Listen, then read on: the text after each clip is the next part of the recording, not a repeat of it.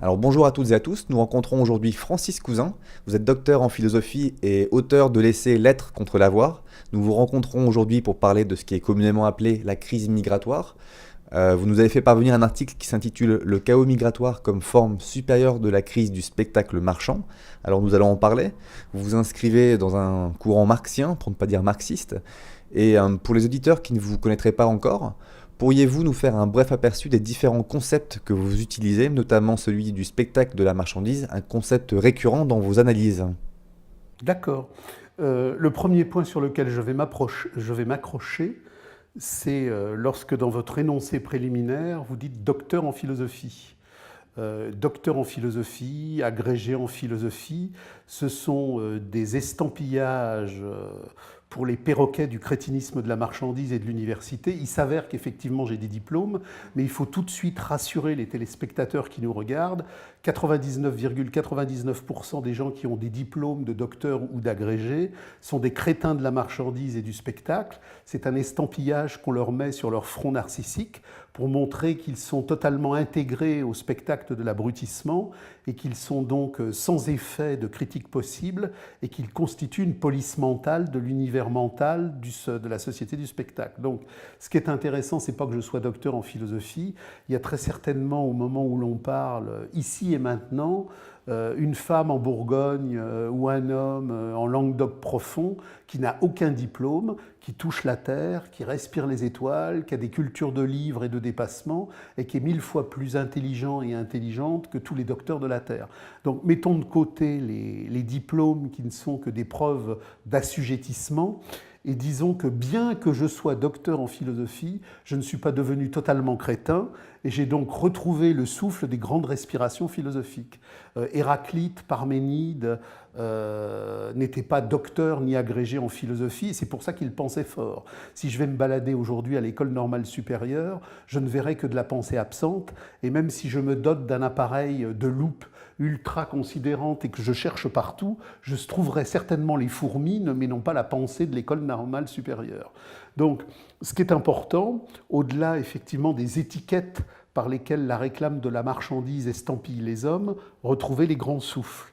Donc, dans ces grands souffles, à travers les présocratiques qui nous conduisent à Hegel, à travers Hegel qui nous conduit à Marx, à travers Marx qui nous conduit à Debord, et à travers tous ces mouvements de pensée qui nous renvoient aux grandes luttes radicales où l'humanité insurgée a voulu retrouver la vraie vie du souffle cosmique contre le pouvoir de l'argent, contre le pouvoir de l'État et contre le pouvoir de la domestication, nous avons des lignes de jalons de conscience, des lignes de trajectoire d'essentialité, à la fois théoriques et pratiques, qui signalent que là, à ce moment-là, l'humanité s'est insurgée contre le poids de la domestication et que ici ou là, des textes qui rendaient compte de ces luttes radicales ont pu faire synthèse d'analyse, analyse de feu, analyse de vie, analyse de souffle, pour nous montrer quelles étaient effectivement les directions d'essentialité et quelles étaient les directions d'imposture.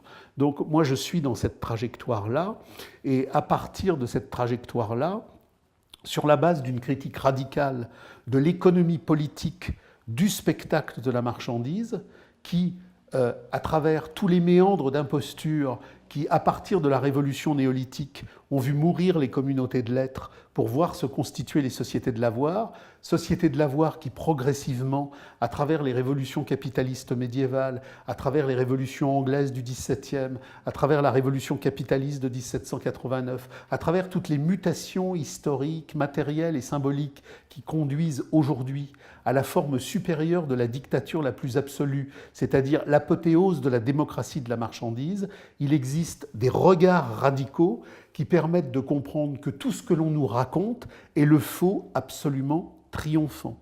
Ce que nous vivons aujourd'hui, quel que soit le sujet, que ce soit la GPA, la PMA, les immigrés, le problème de la pollution, le problème des dévastations, des angoisses, de la déstructuration des âmes, de la déstructuration des corps, pas une seule question qui est posée sur le terrain du capital rayonnant, du médiatisme aujourd'hui triomphant, n'est posée sur la base du vrai, elle est posée sur la base du faux. Ce que Marx et Debord nous ont appris, c'est que la société contemporaine est la société de l'inversion absolue.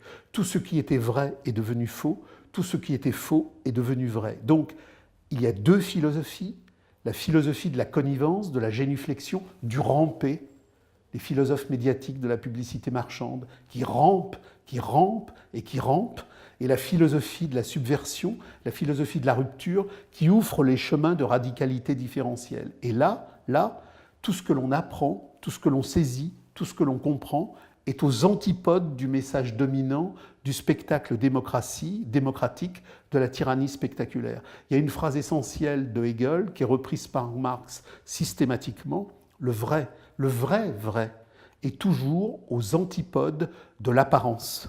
Le vrai est le négatif absolu des apparences. Et l'apparence, dans l'ordre du spectacle marchand, c'est ce qui constitue la tyrannie médiatique, despotique, permanente de la marchandise en mouvement.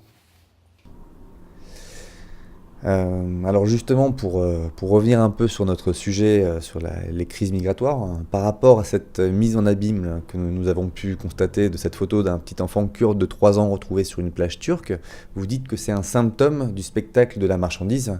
Est-ce que vous pourriez développer cette idée ? Alors, la photo de cet enfant, pour reprendre les expressions de Marx dans le Capital et dans les Grundrisse, elle doit s'analyser en plusieurs instances. Marx parle toujours du « en dernière instance ». Le « en dernière instance », c'est la synthèse dialectique des compréhensions les plus ajustées. Mais il y a plusieurs niveaux. Le premier niveau, c'est celui des apparences, des conflictualités de la géodiplomatie mondiale. Ça, c'est le premier point que nous allons aborder. Et il y en aura un deuxième dans le cadre des armatures essentielles, des contradictions historiques et sociales qui font la lutte de classe des profondeurs, telle que Marx dans le Capital l'a analysé, à partir justement de la baisse du taux de profit et de la crise cataclysmique de la marchandise. Du point de vue géodiplomatique, qui est donc quelque part un niveau premier, c'est un niveau important, mais c'est un niveau premier dans la mesure où il n'est pas essentiel, ce n'est pas lui qui est le moteur, il n'est que le résultat. On y reviendra tout à l'heure sur le moteur. Dans le cadre des conflictualités géodiplomatiques, lorsque l'impérialisme de la marchandise, matérialisé par les vainqueurs de 1945, a instauré le triomphe de la dictature démocratique du spectacle américain de la marchandise, il existait encore à cette époque-là une structure soviétique capitaliste d'État archaïque dont usait le capitalisme d'État dynamique américain pour vassaliser l'Europe. Il faut se rappeler, au regard des analyses que Marx a produites et au regard de la réalité dynamique des contradictions économiques et sociales qui font le temps réel de la marchandise en mouvement, que, au regard des technologies de pointe, des contradictions historiques qui font les antinomies de la géopolitique du marché commercial en paix et du marché commercial en guerre, le grand rapport contradictoire à l'échelle mondiale, c'est l'opposition États-Unis-Europe. L'Union soviétique n'a jamais eu de positionnement technologique, commercial et militaire qui faisait ombrage à l'ordre américain. Ce qui fait ombrage à l'ordre américain, c'est si, dans la forme soviétique première ou dans la forme poutinienne seconde, ce qui résulte du capitalisme d'État initial était devenu, par le biais d'un ancrage commercial et industriel, un territoire où le dynamisme commercial européen serait venu investir dans les zones archaïques soviétiques ou post-soviétiques. Et il faut rappeler à vos téléspectateurs, parce que ce que nous disons là nécessiterait des heures et des heures de discussion. On se resserre sur quelques courtes minutes, mais comme on s'adresse à un téléspectateur intelligent, on lui dit « tu t'arrêtes pas à la fois à ce que tu as entendu, tu t'arrêtes pas à la fois à tout le matraquage que l'on t'a mis dans ta tête depuis que tu es tout petit, comme tu es intelligent, tu vas faire œuvre critique et tu vas aller fouiller. Il y a donc un moment essentiel dans l'histoire internationale du développement du capital, c'est les années 20 où se constitue, à travers le traité de Rapallo, une alliance stratégique entre l'Allemagne, qui n'est pas encore l'Allemagne hitlérienne, qui n'est encore que l'Allemagne de Weimar, et la Russie capitaliste d'État bolchéviste. au sortir du traité de Versailles, l'Allemagne n'a pas la possibilité de constituer une aéronautique militaire. Elle n'a pas la capacité de constituer une armée blindée. Le traité de Versailles lui interdit. Cependant, quand en 1939, les accélérations conflictuelles internationales vont avoir lieu, on va découvrir que l'armée allemande a effectivement une puissance navale considérable et une puissance blindée considérable. Tout ce travail industriel et militaire a été réalisé en Russie, parce que la Russie, qui avait de vastes étendues archaïques, mais dotée de ressources à la fois minérales, végétales, pétrolières, était quelque part un complément dialectique cohérent à la puissance industrielle allemande qui n'avait pas les espaces. Il s'est donc constitué, suite au traité de Rapallo, une puissance mixte, allemande-russe, qui constituait quelque part le potentiel d'une avant-garde stratégique impérialiste mondiale qui mettait en danger l'Empire américain. Au sortir de la Seconde Guerre mondiale, quand effectivement on a non seulement détruit le potentiel industriel allemand, mais totalement vassalisé la culture spirituelle allemande et qu'on a fait de l'Allemagne une province américaine, on a usé à travers la RFA et la RDA, puis de chaque côté du rideau de fer, ce qui constituait des enclos respectifs, on a mis en marche une cassure du continent européen.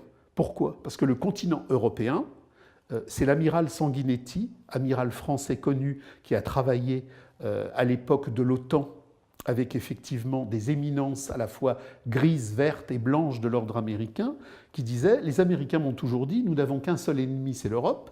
Vous êtes notre ennemi essentiel en termes de technologie et il faudra vous détruire. » Ce qui renvoie effectivement à la confession ultime de Mitterrand en 1995, lorsque, avant de partir pour le grand voyage définitif, il a dit « Nous sommes en guerre contre l'Amérique, personne ne le sait, mais l'Amérique a pour objectif de détruire l'Europe. » Donc, le rideau de fer a permis à l'Amérique, qui concédait à un ennemi ami, l'Union soviétique, l'Est, pendant qu'elle s'arrogeait l'Ouest, mais de telle façon que jamais l'unité européenne ne soit possible sur un développement industriel, commercial, autonome, offensif.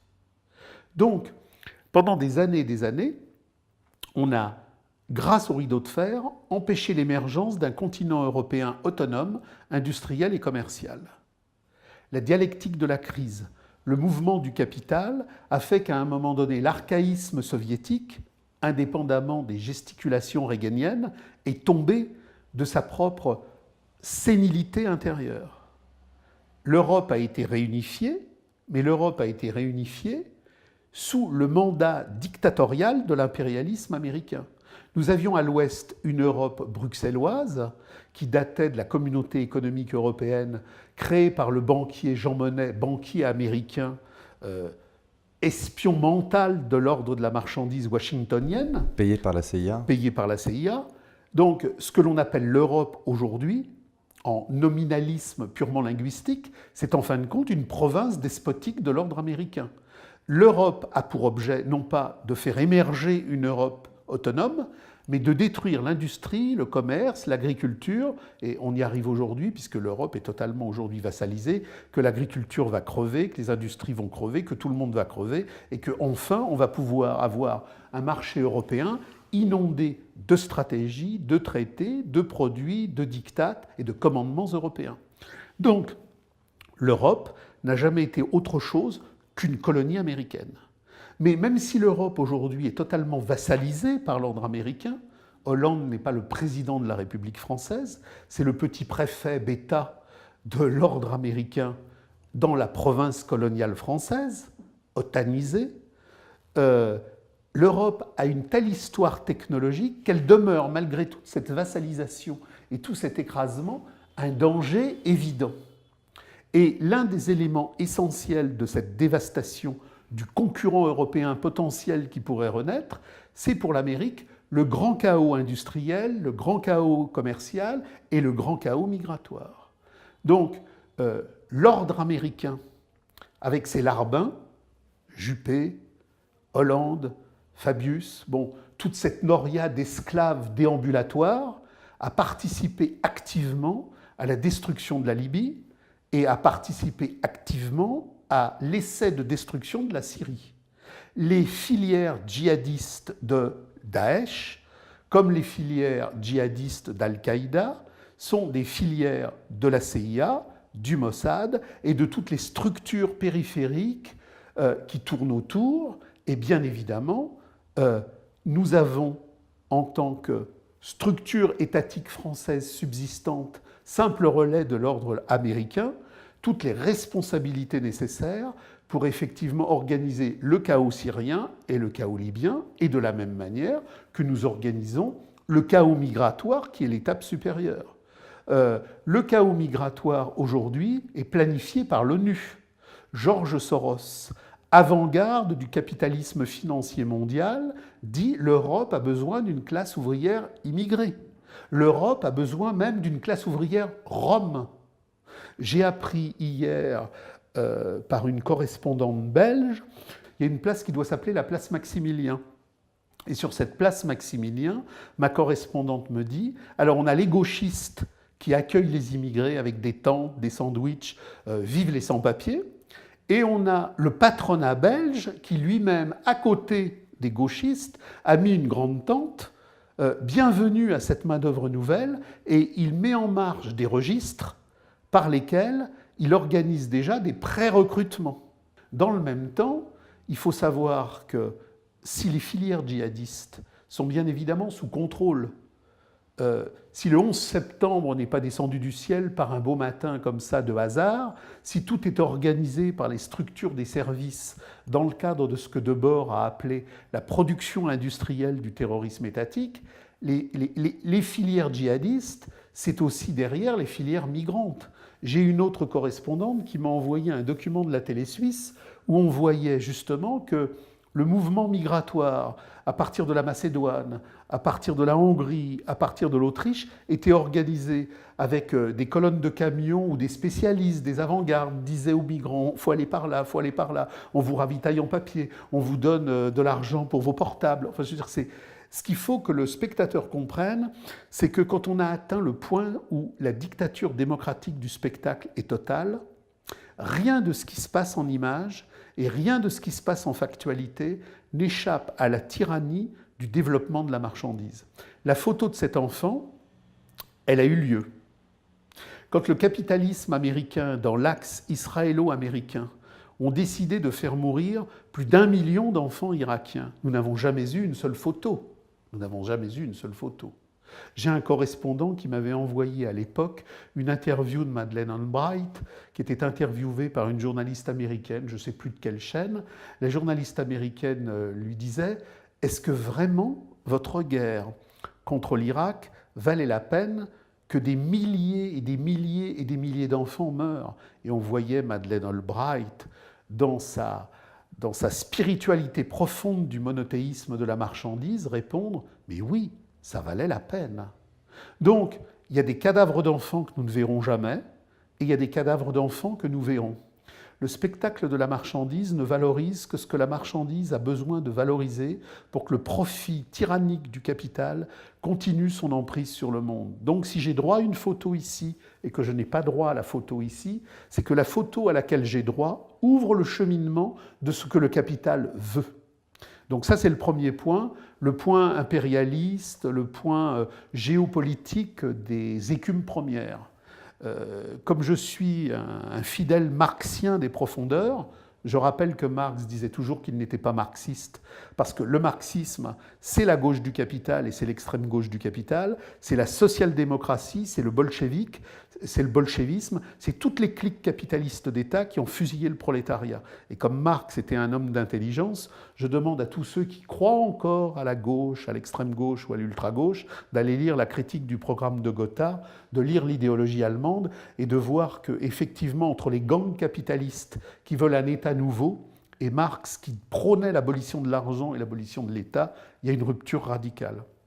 Donc, Marx a toujours eu, sur le problème des migrations et sur le problème de la crise du capital, une vision effectivement très pertinente et très pointue. Je demande aux téléspectateurs, même s'ils n'ont pas lu Le Capital, ils peuvent le trouver sans difficulté sur Internet, d'aller lire quelques extraits, et en particulier la fameuse 7e section, chapitre 25, sur ce que Marx appelle la surpopulation relative et la production des surnuméraires. Marx nous a donné en quelques flashs de grande intelligence, parce que Marx ne s'attardait jamais aux détails des choses.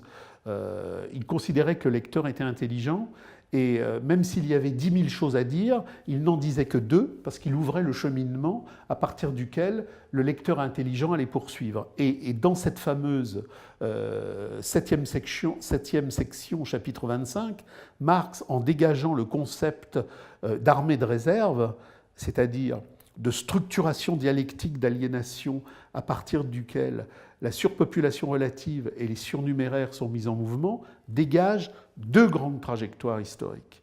Il dit le capital a besoin de mettre les femmes au travail, il doit remplacer les hommes par les femmes, parce qu'effectivement, il doit casser le coût du travail. Si aujourd'hui les femmes travaillent, c'est pas parce que le capital, dans un humanitarisme de la marchandise, voudrait les émanciper pour leur réalité cosmique de vraie jouissance humaine, c'est parce qu'il a besoin d'en faire il a le besoin d'en faire un bétail supplétif. Donc, dans les années 30, une famille ouvrière vivait avec un salaire. Aujourd'hui, une famille ouvrière a besoin de 2 salaires. Donc, le capital a mis les femmes au travail. Il ne les a pas mis au travail en leur disant la vérité, en disant effectivement « j'ai besoin de surexploiter la cellule familiale ». Il a dit « j'ai besoin de vous émanciper pour que vous alliez regarder chez Moulinex 12 heures par jour la réalité sublime du monde nouveau ». Donc, ça s'est passé comme ça. Et c'est pareil pour l'immigration. Marx dit « le capital, dans sa crise, a besoin à un moment donné de remplacer un indigène par 3 halogènes, un Yankee par 3 Chinois. Le capital est une contradiction au procès. Il est structuré sur la baisse du taux de profit, il est structuré sur la saturation des marchés. Le capital ne produit des marchandises que parce qu'il exploite les humains aliénés qui, eux, produisent la valeur. Les machines ne produisent pas la valeur. Les machines ne produisent que la valeur que le travail humain exploité a placée en elles par la cristallisation de la matérialisation du procès de travail. Mais dans le même temps, comme on est dans un cheminement de concurrence internationale, alors même que seul le travail humain produit de la valeur, pour produire en un temps de plus en plus réduit, le capital use de la machine. Donc le capital use de la machine, il produit de plus en plus de marchandises, mais des marchandises qui signalent la baisse inévitable du taux de profit. Face à cette baisse, il est obligé de compenser par une augmentation constamment remise en mouvement de la masse, et c'est cette masse qui crée la saturation des marchés. Donc le capital étant en crise permanente, il a aujourd'hui 2 objets. Premièrement, casser le coût du travail, selon la formule de Marx, remplacer un indigène par 3 halogènes, et selon une analyse encore plus profonde de Marx, remplacer le prolétariat radical par un prolétariat de soumission infinie.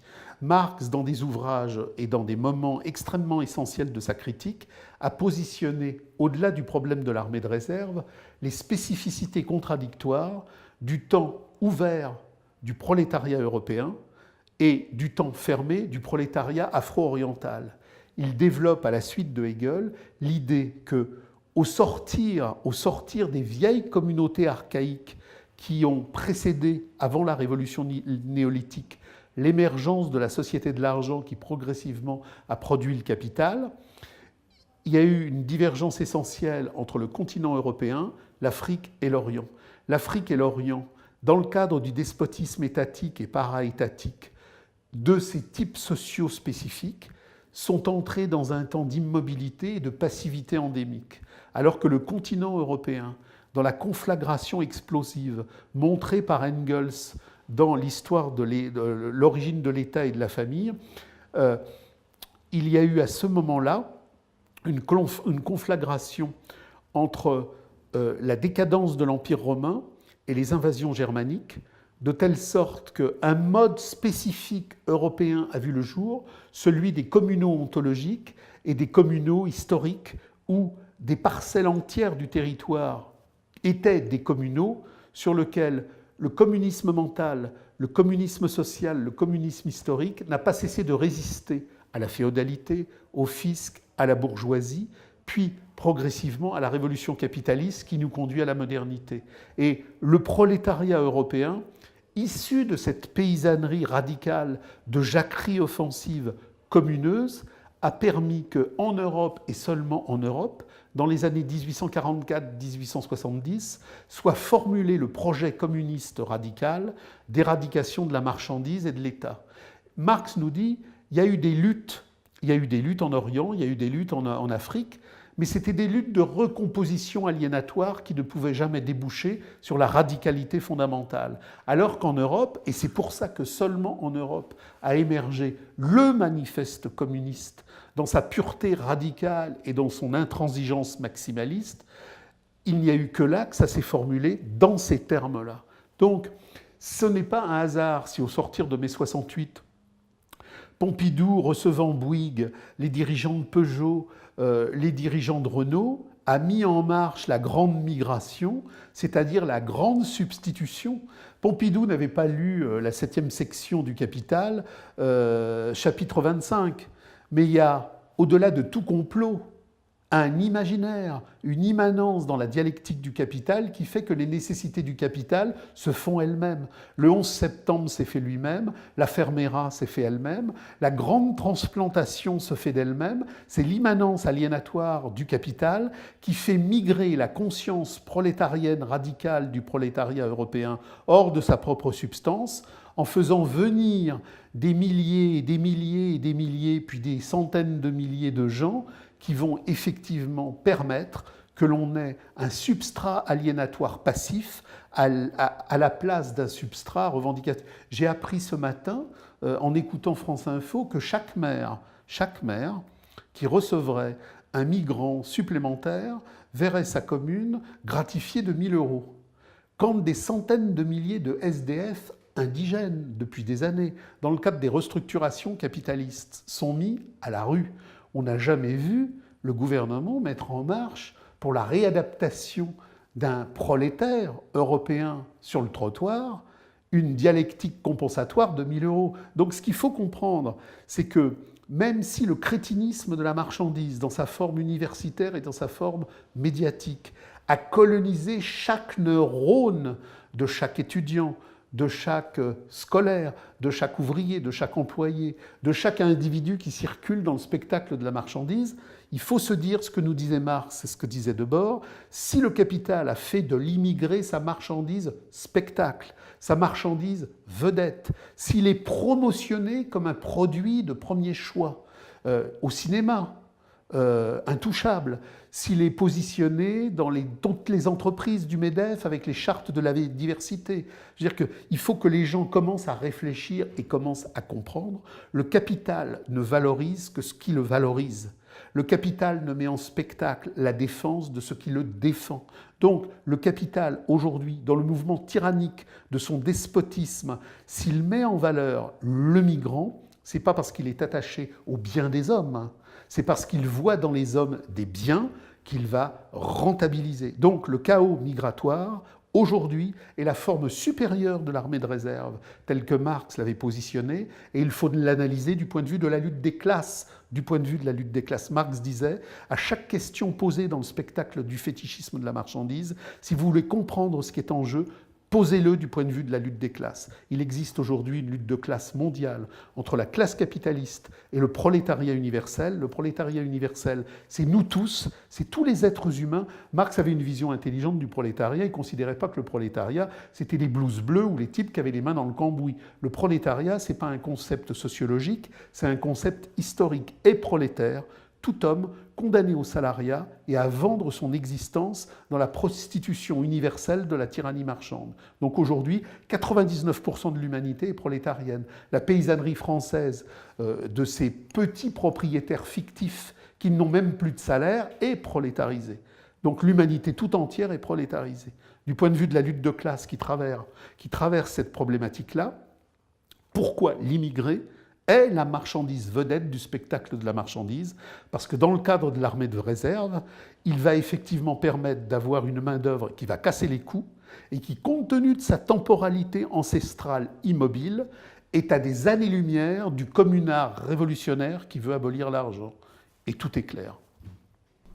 Alors si on poursuit cette idée, ces réfugiés que nous allons accueillir en prenant en compte la situation de guerre qu'ils fuient et pour les migrants la précarité dont ils veulent s'affranchir, ils deviendraient d'une certaine manière les principaux promoteurs de la marchandise, c'est bien ça? Mais il est promoteur de la marchandise. Si vous voulez, j'ai beaucoup de contacts avec des jeunes du Maghreb qui remettent en cause justement toutes les incarcérations mentales où on a voulu les mettre. Marx montre que dans le développement impérialiste de la colonisation, il y a eu des colonisations terribles et puis il y a eu des colonisations beaucoup moins efficaces.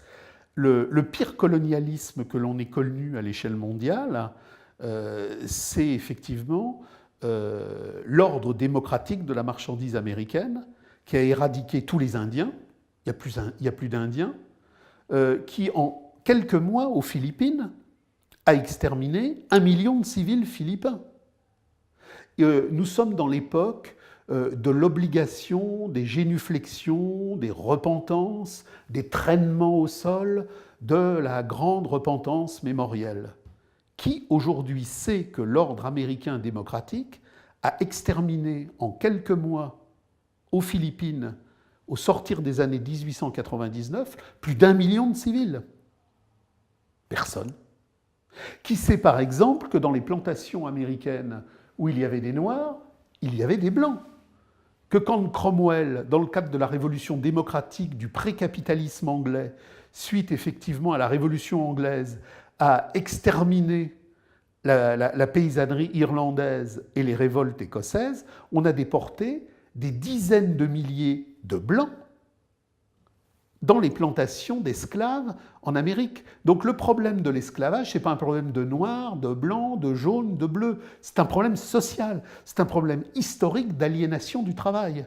On veut ethniser la problématique pour ne pas comprendre la racine profonde de la dynamique sociale aliénatoire.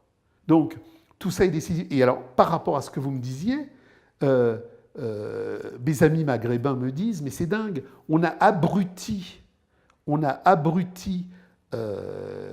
Alors je rappelle que pour l'essentiel, contrairement à Lénine, la pensée radicale, à la suite de Marx et à la suite de Rosa Luxembourg, dit pour les années présentes, à bas les luttes de libération nationale. Toute lutte de libération nationale est effectivement une imposture qui substitue à la première classe dominante une seconde classe dominante qui, parce qu'en plus elle doit mettre en marche une accumulation capitaliste spécifique, est encore plus féroce. C'est pour ça que je rappelle toujours que, par exemple, pour la Palestine, alors qu'effectivement, on a toute une série de gangs politiques qui veulent la solution à un État ou la solution à 2 États, les hommes de la radicalité profonde, ici comme ailleurs, en Palestine comme en Kanaki, comme dans tous les territoires de l'aliénation mondiale, veulent la solution à 0 État. L'être humain radical veut la solution à 0 État. Parce qu'il n'y a pas d'État humain. L'État est par essence l'aliénation de la marchandise en mouvement. Et donc je reprends sur ces camarades maghrébins avec qui nous sommes en contact. Les banlieues maghrébines contemporaines, matraquées par l'ordre américain et par ses complices européens vassalisés de toute la néoculture gauchiste du capital, sont persuadés que la colonisation française a été terrifique. Or, Marx montre très bien, par exemple dans les lettres d'Alger, qu'on est aux antipodes de la Vulgate. En Amérique, on exterminait, et la colonie française, qui était effectivement une colonie beaucoup plus archaïque, beaucoup plus mesurée, était celle d'une aliénation beaucoup plus tempérée. Ce qui fait qu'aujourd'hui, alors que les immigrés d'origine maghrébine qui sont dans les banlieues devrait comprendre que l'ordre américain, qui a usé du FLN pour constituer un bastion américain en Afrique, a construit des légendes qui ne correspondent pas à la réalité. Aujourd'hui, la plupart des immigrés d'origine maghrébine dans les banlieues regardent l'ordre américain des musiques, des cultures, des vêtements, de la consommation comme un nouvel Eldorado. C'est-à-dire que l'immigré d'origine maghrébine qui devrait, avec intelligence, comprendre que la pire des choses, c'était pas la France en Algérie, mais c'était l'Amérique en Amérique, est complètement mis en marche dans un mouvement d'aliénation et de transplantation complètement à contre-pied. Et on a l'exemple, par exemple, d'un Omar Sy, dont je ne connais pas le degré de culture philosophique, parce que je n'ai jamais eu la chance de le rencontrer, mais qui vit, je ne sais plus, à Los Angeles, etc., après avoir fait justement Intouchable. C'est-à-dire que le modèle américain est le modèle qui enferme les gens dans l'horizon indépassable de l'argent, mais qui simultanément, sur le colonialisme, construit une légende noire et une légende blanche qui n'ont jamais existé. Dans le cadre de ce que Marx a montré dans Le Capital, le terrorisme dévastateur de la colonisation la plus ignoble, c'est pas l'Italie, c'est pas l'Espagne, c'est pas la France, c'est l'Angleterre et c'est l'Amérique. Parce que c'était précisément les pôles technologiques les plus offensifs de l'éradication. Et dans la tête des gens, aujourd'hui, on aime l'Amérique, alors qu'elle a été le projet colonial le plus dévastateur. Donc tout se vit à l'envers, tout se vit à l'envers. Comme aujourd'hui, sûrement, les actuels réfugiés se souviendront davantage de la main qui leur a été tendue, en occultant notre responsabilité dans les guerres avec l'OTAN, principale cause de ces vagues migratoires, j'imagine. Bah bien sûr, mais... Et là, si vous voulez, on peut s'acheminer au-delà de tous les faits dont nous avons parlé sur une compréhension plus radicale, plus philosophique, plus méthodologique. Ce que Marx, ce que Debord et ce que tous les groupes radicaux qui, dans l'histoire des luttes de classe offensives contre la marchandise, contre l'argent, contre l'État, nous ont appris, c'est que tout s'écrit toujours à l'envers. Il y a un concept qui est terriblement séducteur à un niveau premier, mais qui est terriblement fade en résultat. C'est le concept de désinformation. Le concept de désinformation laisserait croire que les médias nous informent mal parce qu'il y a des ratés mécaniques, parce qu'il y a des pressions politiques, parce qu'il y a des censures qui, à un moment donné, viennent dire que... Non, Debord et Marx nous ont appris l'inverse. Le concept de désinformation est un très mauvais concept parce qu'il ne comprend pas que si les médias disent le faux, c'est pas parce qu'il y a des ratés, pas parce qu'il y a des pressions, pas parce qu'il y a des restructurations. Orwell, Marx, Debord, les médias disent le faux par essence. Il ne s'agit pas de construire du contre-médiatique. Il s'agit de comprendre que le média n'est pas un pouvoir qui circule. Dans le crétinisme universitaire de la marchandise, à un moment donné, on a créé l'idée d'un quatrième pouvoir. Non, les médias ne sont pas un pouvoir. Les médias, pour parler comme Marx, sont une déjection intestinale du pouvoir de la marchandise. Ce sont des immanences de la marchandise. Il n'y a pas d'autonomie médiatique. Le médiatique est consubstantiel au fétichisme de la marchandise dans sa marche en avant. Donc, contre les médias, il ne faut pas attaquer les médias. Contre les médias, qui ne sont effectivement que le dernier spasme, Marx disait, de cette merde de l'économie politique. C'est l'expression même de Marx, la merde de l'économie politique. Contre cette merde de l'économie politique, dont le dernier trajet est les médias, il faut attaquer le substrat originaire de cette production industrielle qui est le fétichisme de la marchandise. Donc, à partir du moment où un média parle, c'est le faux. À partir du moment où la censure s'organise, c'est le faux. À partir du moment où le pouvoir parle, c'est le faux. Que ce soit sur le 11 septembre, que ce soit sur les migrants, que ce soit sur le terrorisme, dès lors que le pouvoir du fétichisme de la marchandise parle, c'est la mise en orchestration du faux. Le début de l'intelligence humaine en radicalité de profondeur, c'est de comprendre que le faux est consubstantiel à toutes les vérités officielles du pouvoir démocratique de la tyrannie de la valeur. Devenir un homme d'intelligence, c'est comprendre que la vérité s'inscrit toujours en négatif radical du spectacle de la marchandise à travers toutes les vérités officielles qui, du matin au soir, nous sont mises en mouvement pour nous conditionner à la servitude volontaire. Francis Cousin, merci beaucoup. Merci. Le connard, là, DHL. J'espère que c'est pas pour lui que vous faites le travail.